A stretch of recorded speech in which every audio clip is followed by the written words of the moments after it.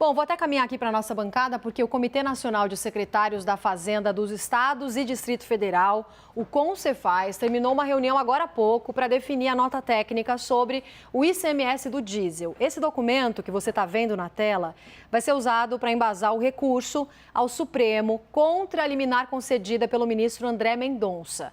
Documento que, inclusive, você está vendo em primeira mão.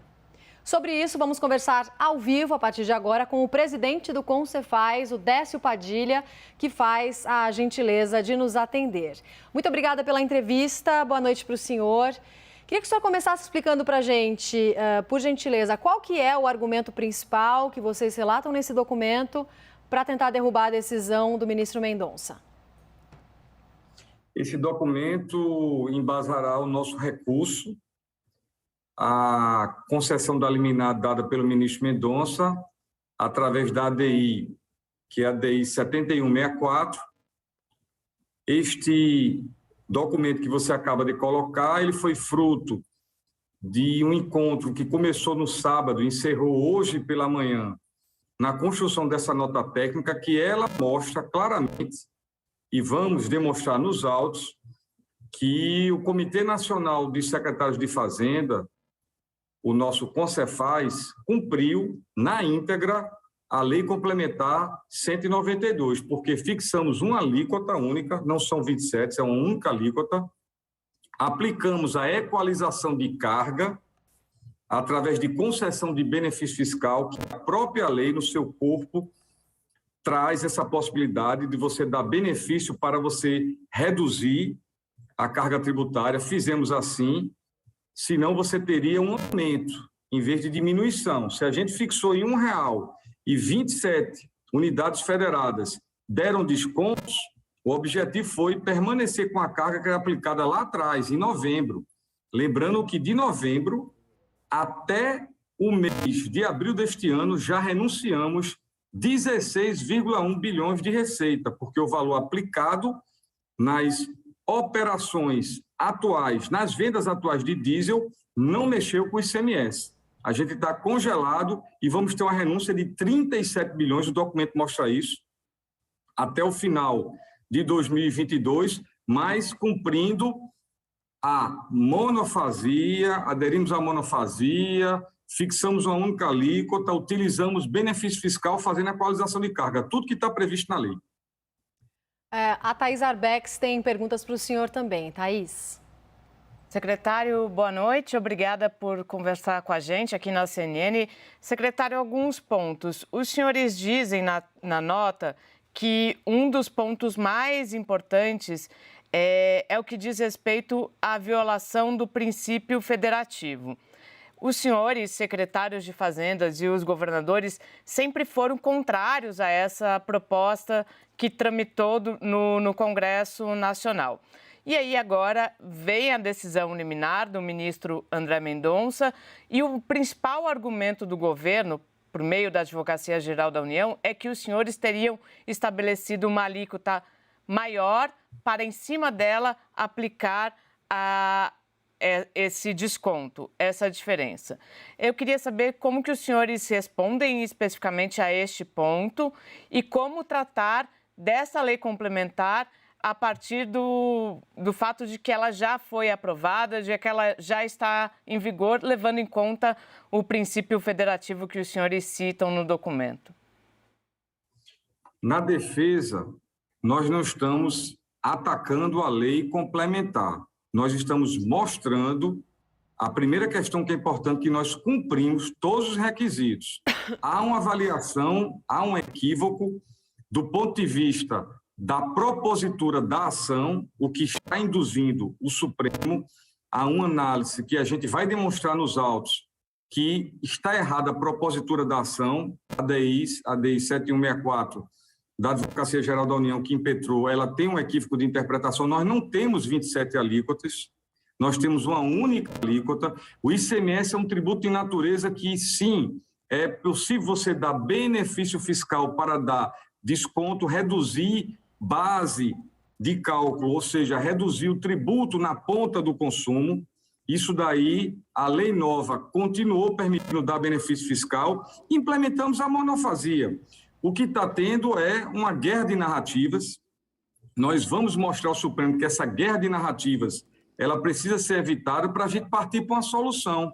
Importante colocar que de janeiro deste ano a 10 de maio deste ano, se aumentou 47% o diesel através da Petrobras, quando o ICMS é a mesma base de cálculo desde novembro do ano passado. O ICMS não tem absolutamente nada a ver com esses aumentos. E a gente também demonstra nos argumentos em que essa competência, que é dos 27 secretários juntos, votando através do CONFAS, ela foi exercida plenamente dentro do processo do princípio constitucional quando a gente criou o convênio 16/22, porque o convênio, ele coloca no seu anexo 2, não são alíquotas diferentes, são descontos para não ter aumento de carga, porque se assim a gente não fizesse, esse R$1 que a gente fosse cobrar, ele seria um aumento de carga tributária, porque vários estados têm uma cobrança de 0,75, de 80 centavos, de 81 centavos.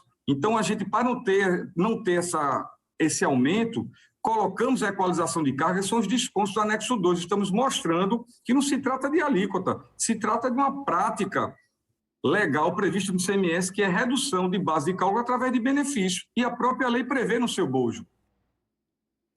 Secretário, uma outra questão.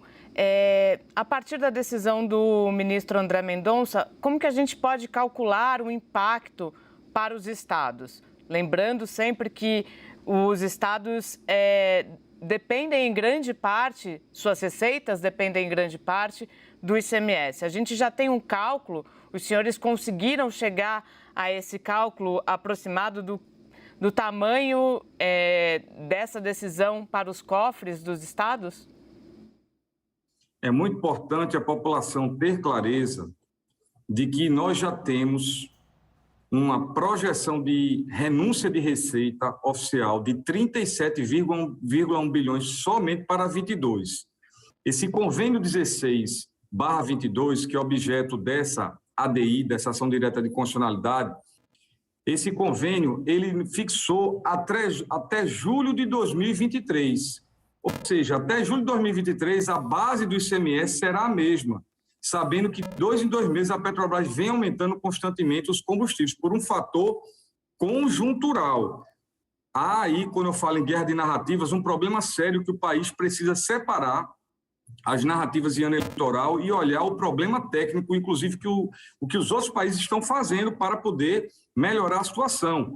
Um problema conjuntural do barril de petróleo estar a mais de $100 é decorrente de uma guerra que está tendo oferta reduzida, choque de oferta, porque a Rússia ela tem capacidade de 12% de oferta no mundo e ela está em guerra. Então, isso já puxa o petróleo para cima, a cotação internacional. E o dólar está elástico por problemas externos e também internos. O ano eleitoral sobe. Essa conjuntura foi que forçou toda essa guerra de narrativa. Está aumentando o combustível por isso. Qual é a solução? E a gente coloca isso não só em peças técnicas, mas também na comunicação. A solução é você ter uma solução conjuntural, que os outros países estão fazendo, uma conta de equalização em cima dos dividendos que estão extremamente altos e também é conjuntural, está muito alto em virtude do barril de petróleo estar em cima. Só esse ano foram 17,7 bilhões de reais de dividendos que o governo federal recebeu da Petrobras e que no ano passado foram 37,7. Há uma expectativa esse ano de ser quase 80 bilhões de dividendos. Não é fazer intervenção na Petrobras, não é judicializando que a gente vai resolver. A gente resolve dando destino de guerra, de emergência para esses dividendos. Uma conta de equalização de curto prazo, a solução. Acabou a guerra, você acaba a conta e esses dividendos que são muito elásticos em virtude da conjuntura, em vez de estar sendo utilizado para o custeio normal do governo federal, ser utilizado para a conta de equalização que a Petrobras saque na medida que tenha um descompasso, um déficit entre o preço internacional e o preço doméstico local. Isso o mundo todo está fazendo. Por que o Brasil não faz? Vamos sair da guerra de narrativa, vamos sair de judicialização e vamos partir para melhorar esse problema. Esse amortecedor é a conta de equalização, praticada em vários países de curto prazo, episódica. Problema conjuntural se resolve com solução conjuntural. encerra a conta de equalização, que é um pedaço dos dividendos, logo quando acabar o problema. Secretário, só para encerrar rapidinho, quando o recurso será protocolado? Bom, amanhã às 18 horas teremos a última reunião dos secretários da Fazenda com um colegiado de procuradores de Estado, já para detalhar, debater em linha a ação judicial. Lembrando que a gente fechou a nota técnica hoje pela manhã, às 11 da manhã. Hoje chegou o colegiado de procuradores. Nós estamos trabalhando com o colegiado de procuradores para não ter que tratar esse assunto com 27 unidades federadas, 27 procuradores. Então, a gente entregou ao presidente do colegiado, que amanhã vai debater conosco. A gente vai padronizar a ação e, ao mesmo tempo, todos os estados vão se defender e provar claramente, pela própria nota técnica que já mostra, que cumprimos todos os requisitos da lei complementar. Fixamos uma única alíquota, número 27, respeitando o peso proporcional, ou seja, está mais baixa a aplicabilidade hoje do ICMS do que era antes, porque a gente está desde novembro com a mesma base, não tivemos nenhum aumento de ICMS, enquanto houve 47% de aumento somente até 10 de maio deste ano pela Petrobras, e também cumprimos a adesão ou aderência à monofasia. Tudo isso foi acatado pelo nosso convênio 16 e vamos provar com calma na peça que amanhã se finaliza de recurso, e temos prazo ainda para ingressar, mas até o meio ou final dessa semana ingressaremos com o recurso. Certo.